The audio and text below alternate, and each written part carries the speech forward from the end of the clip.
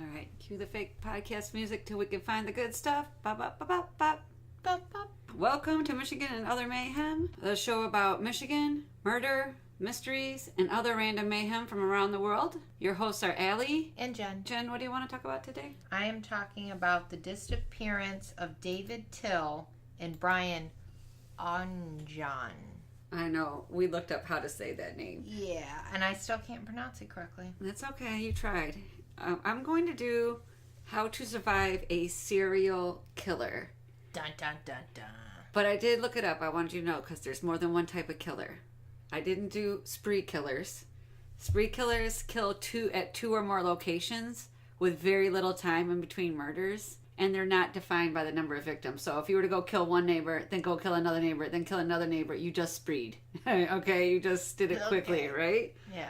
A mass murderer will kill 4 or more people with no cool-off period and at one location. So anybody that goes and kills children at a school, they're a mass murderer. They went and killed a whole bunch of people at one time.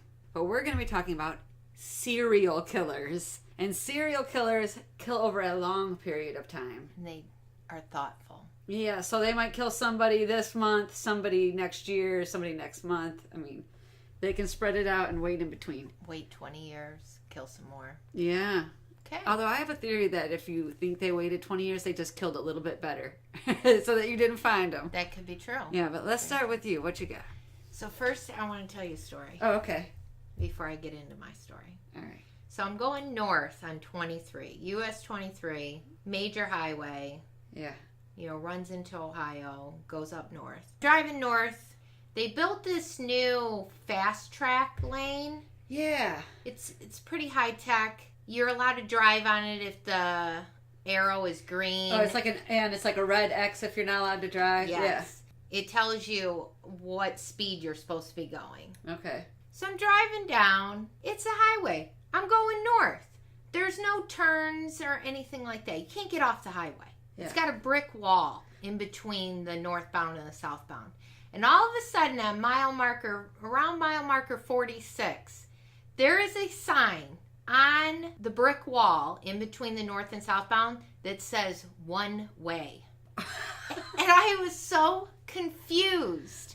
And it's not like one way and you can really see it. I just got a glimpse of it, yeah, as I was driving by it. And I'm thinking, why in the hell is there a one-way sign on the expressway? Yeah. It's not near an on-ramp. Not that an on-ramp you would want to turn left and go southbound. It has bothered me so much that I Googled it. Okay. Trying to figure out why. I did a 45-minute stretch on US 23 that day. That is the only sign that says one way. So what did the Google say? Nothing. I couldn't find nothing on it. You were let down by the interwebs? Yes. Google was broken. But it bugs me so much that I want to, write somebody. Or maybe someone, why did you put a one-way sign right there? Well, what is the purpose of this sign? That you can't really see unless you... Turn your head? Are a passenger, and in reality, you could really see it. So it was very interesting. Maybe we must be idiots. Us. Yeah, right? Like somebody at mile marker 46 decided to turn around one day, and that's why we decided to put a sign there. I'm not sure, but this is new. Maybe someone will write us and tell us. I know, I need to know. Someone out there has to know. Somebody put that sign up. And that's what I was thinking too. Maybe somebody stole a one-way sign, then put it up there. But it's on a metal pole. Oh. On the cement wall that says one way. So I was thinking no one could have stole one and then in the middle of the night put it up. Plus now that you have the fast track lane, everything's recorded. Oh, true. So you can go online. So if somebody did that, they would, would be on camera. But I don't know, and it's really bothering me. The sign bothers me. It needs to come down. Okay, the sign bothers you and the mystery as to why the sign. Yes. Yeah. Both. Yeah. Sounds crazy. Right? That was my crazy drive. All right. Disappearance of David Tyll and Brian Ognjan. Ognjan. And for all of you out there, it's spelled Ognjan. Somebody will tell us how to pronounce that. Yeah. November 21st, 1985. Ooh. David and Brian. You know I love the 80s. I know. Right? Okay. David and Brian are friends. Yeah. Hunting buddies. I think it was David, or maybe it was Brian. One of these family owned a cabin in White Cloud, Michigan. Okay. They decide they're going to go on a hunting trip to White Cloud, Michigan. Surprise, where the cabin is. Yeah. But they're going to stop in Mayo, Michigan first to visit a friend. Okay. This is the whole plan. Okay. Mayo, Michigan, visit friend, then go to the cabin, Shoot take a couple days, shoot things. Yeah. And I thought this was an important story since we're rolling into hunting season. At least I believe so, because my friend keeps talking about hunting, so I'm assuming. Yeah, you're like, it's either happening or about to happen. Yeah. On November 22nd, one of the hunters cashed a check in St. Clair Shores. And that is the last known place at that point. Ooh, St. Clair Shores is a nice fancy lake, too. Yeah. So they're in St. Clair Shores, last known whereabouts, they cashed a check. Okay. And I think the check was like for $50 or something. So it's not like they're trying to get money out. Okay. It was, you're not surviving, but a couple days maybe. Okay. Actually, with gas, you're probably not surviving at all. Well, back in the 80s, maybe. Yeah. So they never arrived at their friend's home in Mayo, Michigan. They never arrived at the cabin, and their vehicle was never found. What? The two men, disappeared completely, just vanished off the face of the earth. In Michigan, because we have, 11,000 lakes, I'm telling you, the car is in a lake somewhere. Could be. Okay. Could be. All right. Or somebody, repainted it. True. Or even, chop shop. I was going to say, or burnt it up, that too. Yep. Burnt it up, now it's a metal husk somewhere in a woods somewhere, because we're in Michigan, we got a lot of fucking woods everywhere. Yeah, it's somewhere. Yeah. Police investigate, don't find anything. The case goes cold. Okay. Until 1990, when the police receive a tip that the two men were at a local bar in Mayo, Michigan. The men were intoxicated and were in a physical altercation with the Duvall brothers.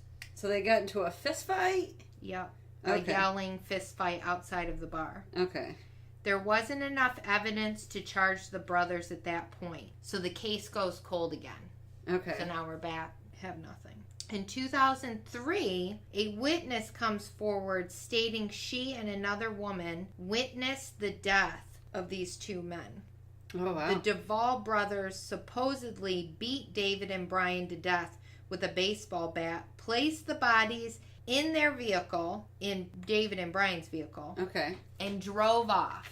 Wait, does she explain why she waits 18 years? So not in the article that I read, but there's a documentary, and I watched it. Yeah. And she explains that her life was threatened by them. I would believe it.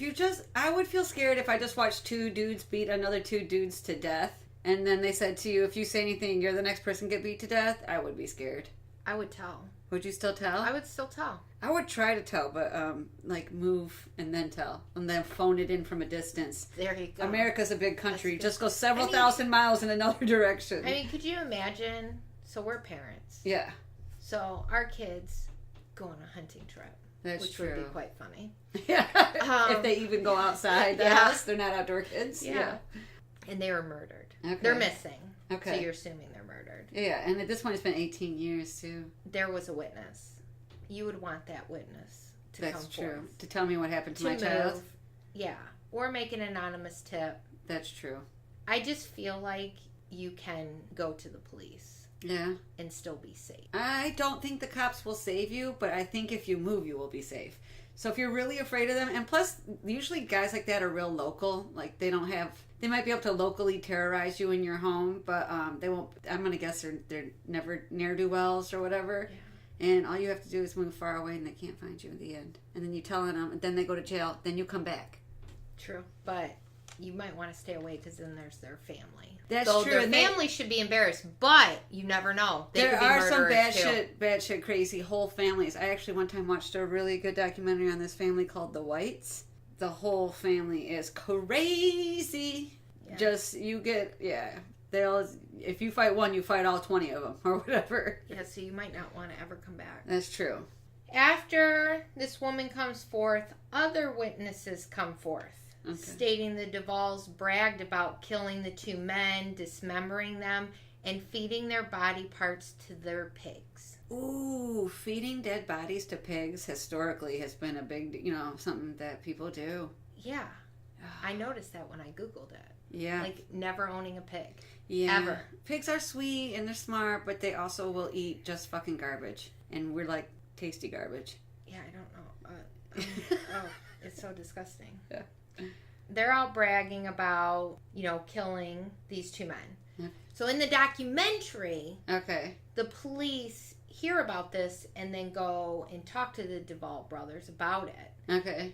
And the Duvall brothers are wondering who is telling everyone, who's spreading this around town, when in reality, it's them.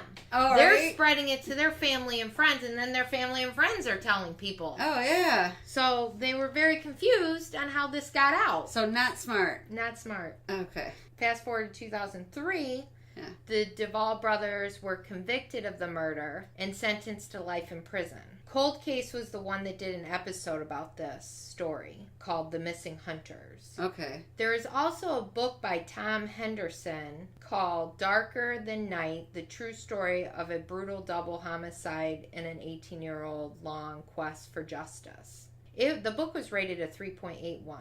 I thought about buying it. 3.81 out of 5? Yeah, in Goodreads. Okay. That's not bad at all. When I read the comments, most of them were, if you don't like true crime, you shouldn't read it. Well, a lot of detail in the book, I guess. Yeah, well, I'm one of those people, if you're going to read true crime, prepare to be grossed out or see some gruesome shit. Yeah, we'll put a link to the that's a good document or the episode. Okay. The Cold Case episode and then the book. Yeah. In case somebody wants to do it. But very interesting. Okay. You go all these years. No real reason was found on why they did this. Duvall brothers still claim they did not do this. Oh, they totally And did. they're appealing their life sentence. Oh, don't forget when we did the Florida clown murder recently, she got drunk and told somebody that she killed people. I think that when you kill someone, very few people can stay quiet. I feel like you almost end up always telling on yourselves. That's how a lot of murderers get found out. Yeah. Often get drunk that's when your inhibitions are low, and then you just say shit you would normally keep quiet. Yeah. I think it's horrible though. These people knew this happened, and in the Cold Case episode, I got really mad. Okay. It's the woman who was the first to come forth. The police had been talking to her for quite some time, trying to build a rapport. And she told them she would never tell them the whole story. So she was feeding the police hypothetical. Oh, if they were to kill him, it would be with the baseball bat. And supposedly she was behind a tree. I watched the whole thing. Okay. Like you watched this, you knew, these parents wanted to know what happened to their kids. Yeah. And you didn't tell anyone, so allowed somebody for many years. Almost 20. Yeah, almost 20 years. Probably out murdering other hunters. Oh. And I'm thinking, okay, people shouldn't go hunting. Now I'm going to be worried about my friend. Right. He'll be out there hunting and some crazy lunatic's going to hit him with a baseball bat. Well, tell him not to get into a drunken fight at the bar. I think that helps. Don't drink. Don't drink. Don't drink and hunt. Or if you do it at your campsite where you're not pissing off other people. Or even if you're not pissing them off, maybe they're not pissing you off. Yeah. True. So that will help with my how to survive a serial killer. So just to give you an idea, some prolific American serial killers, because, I've been interested in the subject and I've been looking up stuff lately. And there are serial killers if you can get a group of people together, somebody's going to kill somebody. Let me just say that as far as humans go. When we started this whole thing, and I was trying to figure out what am I going to talk about. Yeah. At first I was like, whoa, need to get married. Right. Because I need the serial killer to come in, throw my husband at the serial killer, grab the dog and run. Yes. That was my plan. And then I realized, wait, my husband's going to kill me.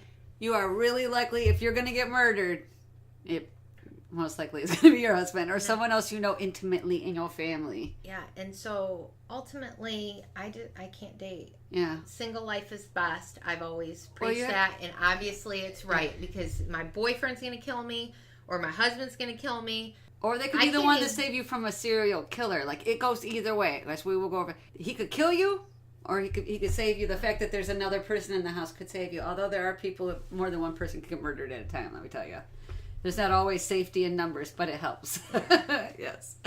So some prolific American serial killers are Gary Ridgway. He killed 48 women. Ted Bundy killed 35 women. And John Wayne Gacy killed 33 men and women.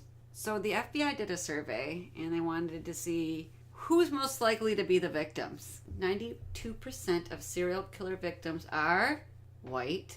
82% are women. 80% are unmarried. See, that's when the unmarried chance goes way up. Oh, yeah, that's not good. Yeah. And 73 are between the ages of 15 and 28. And I did read this thing the other day that said most male serial killers are white men between the ages of 25 and 35. So they are killing like within their age range or a little younger. So this man, Stephen Harbort, a German criminologist and a former police commissioner, conducted a study of 155 German serial killers. And he looked at their 674 individual crimes, both murders and assaults and other crimes that didn't lead to death. Okay. So where they committed other crimes but nobody died. And when possible, he would interview the murderers and the 107 surviving victims that he was able to contact. His research says that you have a 15.9% chance of survival once the assault or abduction begins. So that's not even quite 16% chance of living once it begins. When the whole thing is, you should just know you're dying. Yeah, the whole thing is try not to let it happen in the first place. I'd say be vigilant.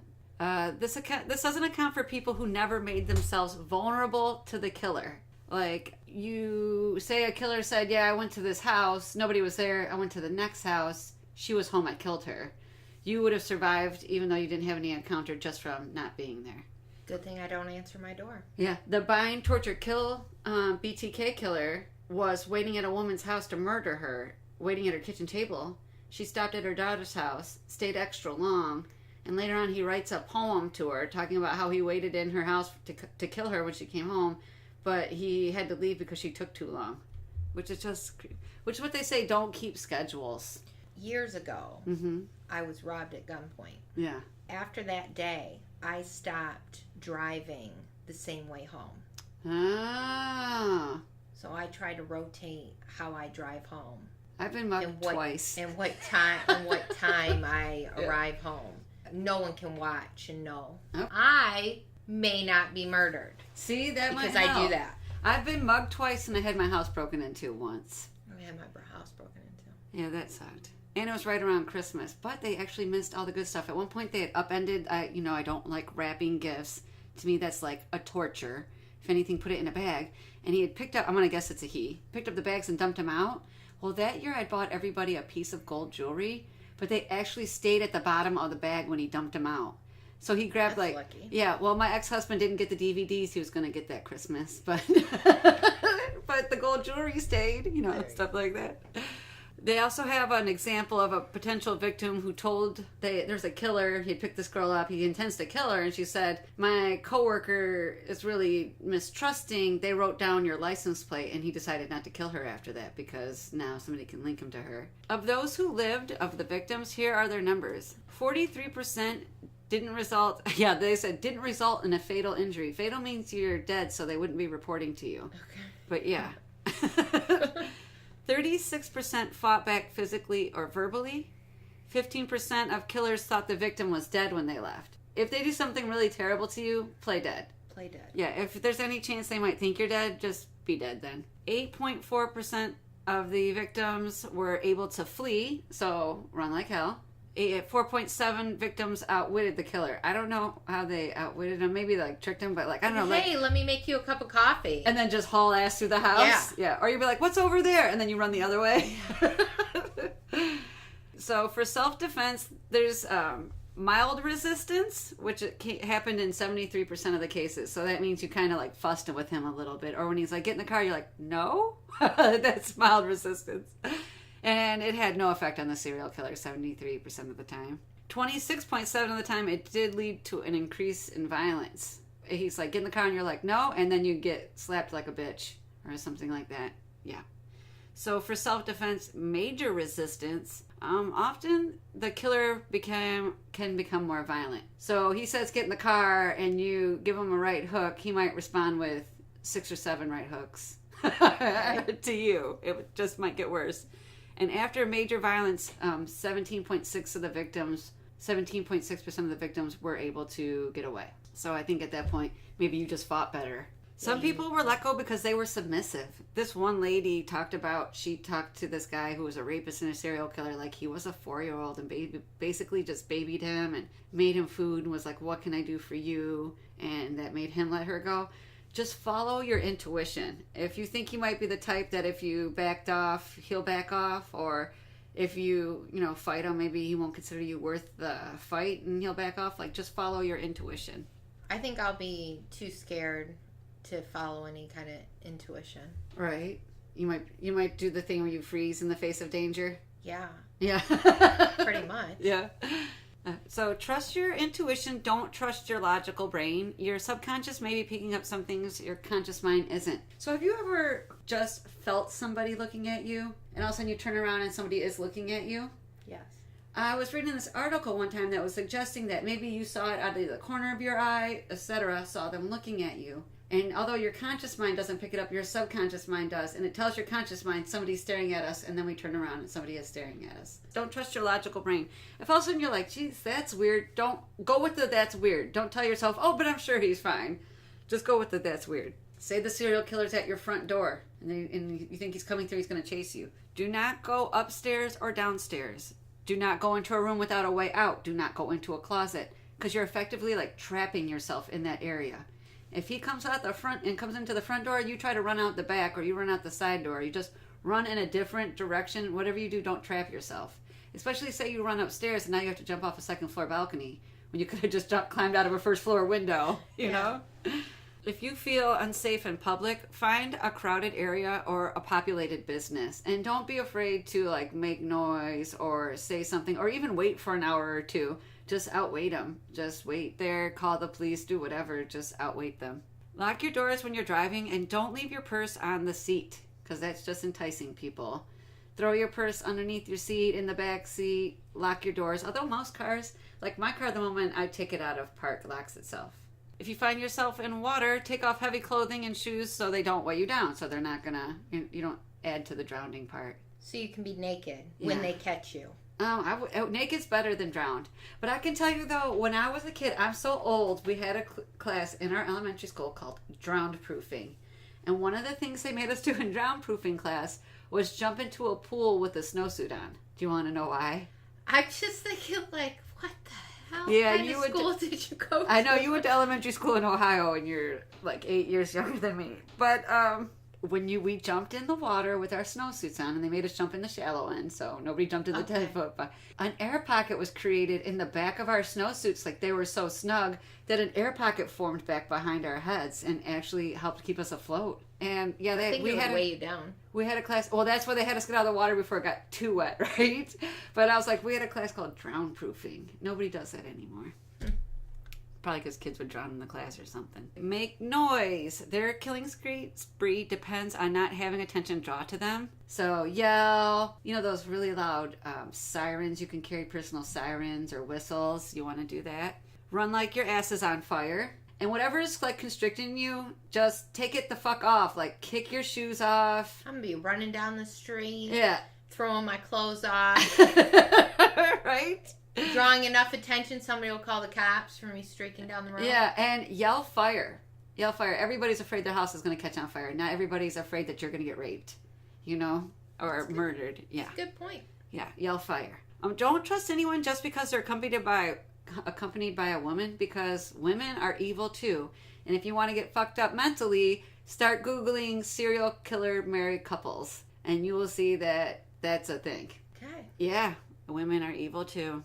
Trust no one. Trust no one. Yeah. And one time there was a couple, they even had a baby with them. So the girl's like, oh, they must be safe. No.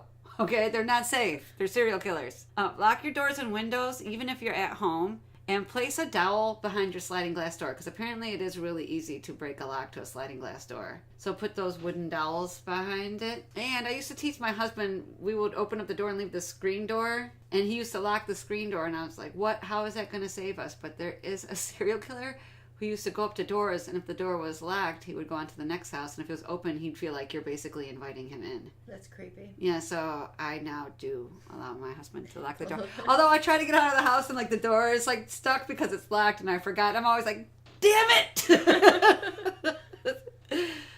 Get a motion sensor light. They're really cheap. It can startle someone. Plus, they don't want you to know that there's somebody creeping around the house and the light popping on is literally a spotlight on them and what they're doing. And lastly, get a dog. That's like an extra layer of trouble that the killer does not want to bring to them, which you have a big dog. I have a big dog, and his ass is crazy, and he's looking for a reason to bite somebody, but I thought, I also have a cat. What if they're allergic to cats? They come in to serial kill us, they start getting nasal drippage, red eyes, their eyes start to, tear up, then they're dropping DNA everywhere, we catch them. So it's probably going to be your cat that saves you more than your dog. Well, my dog's only kryptonite, and like I said, he's crazy. He's looking for a reason to just fucking snap on somebody, but his kryptonite is a baby gate. So if you're going to bust into my house, start shaking a baby gate at him and hope it works. My dog with 90 pounds would probably want to love the person. Like, hey, come on in. Yeah, if you yell though. I'm not sure. I know. I thought the same thing, and I thought my dog was never going to do anything. But then one day my husband and I were wrestling around, and he tried to smother me with a pillow out of love. We were just playing around, and the dog bit him and grabbed him by his arm and pulled him off of me. Oh, there you go. Yeah, so saved the day. Yeah, and then looked so fucking smug about it. This dog was just like, yeah, I did that. Yes, I did. That's why I think he's waiting. He's just waiting for an opportunity for someone to fuck up, and he's like, I had to. Yeah. I had to do this. I'm going to have to watch out now. Be on dating sites swiping and be like, you look like a serial killer.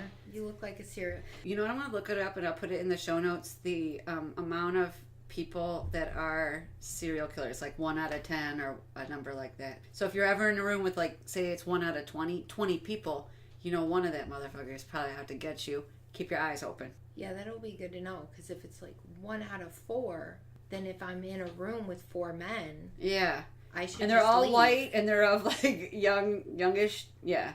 Do you think if I meet a guy and I just go, "Hi, I'm Jenn. Are you a serial killer?" If they were a serial killer, they wouldn't. No, because they kill for a long time, so he's got to be smart. He knows I'm looking for a serial killer. Like, I'm aware. What if he says yes aware, because he thinks that's like your sexual kink? And he's like, yeah, I'm a serial killer because obviously she wants this. I'm going to run.